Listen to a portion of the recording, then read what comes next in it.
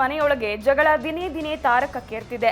ನಿನ್ನೆ ಮೊನ್ನೆಯವರೆಗೂ ಮನೆಯಲ್ಲಿ ಹವಾ ಮೇಂಟೈನ್ ಮಾಡಿದ್ದ ರಾಜ ಮತ್ತು ಯುವರಾಣಿಯನ್ನ ದೊಡ್ಡ ಬಾಸೆ ಬಂಧಿಸಿ ಕೂರಿಸಿದ್ದಾರೆ. ಅವರನ್ನ ಬಿಡಿಸ್ಕೊಂಡು ಬರೋ ಜವಾಬ್ದಾರಿನ ಅವರವರ ಟೀಮ್ಗೆ ಕೊಟ್ಟಿದ್ದಾರೆ. ಅಂದ್ರೆ ರಾಜ ಮತ್ತು ಯುವರಾಣಿ ತಂಡದ ಪ್ರಜೆಗಳಿಗೆ ಒಂದು ಟಾಸ್ಕ್ ಕೊಟ್ಟಿದ್ದಾರೆ ಬಿಗ್ ಬಾಸ್. ರಾಜನ ಟೀಮ್ ಗೆದ್ರೆ ಮಂಜು ಬಿಡುಗಡೆ, ಯುವರಾಣಿ ಟೀಮ್ ಗೆದ್ರೆ ಮೋಕ್ಷಿತ ಬಿಡುಗಡೆ ಆಗ್ತಾರೆ. ಅದರಂತೆ ಆಟ ಆಡುವಾಗ ಚೈತ್ರ ಮುಖಕ್ಕೆ ಭವ್ಯಗೌಡ ತೂ ಎಂದು ಉಗಿದಿದ್ದಾರೆ. ಹೌದು, ಅಂದ್ರೆ ಟಾಸ್ಕ್ ಪ್ರಕಾರ ಒಂದಷ್ಟು ನಕ್ಷೆಯ ತುಂಡುಗಳನ್ನ ಬಿಗ್ ಬಾಸ್ ಕೊಟ್ಟಿರ್ತಾರೆ. ಅವುಗಳನ್ನ ಸರಿಯಾಗಿ ಜೋಡಿಸಿ ಕೀಲಿ ಕೈ ಯಾರಿಗೆ ಸಿಗುತ್ತೋ ಆ ಟೀಮ್ನವರು ಹೋಗಿ ಬಂಧನದಲ್ಲಿದ್ದವರನ್ನ ರಿಲೀಸ್ ಮಾಡಬೇಕು.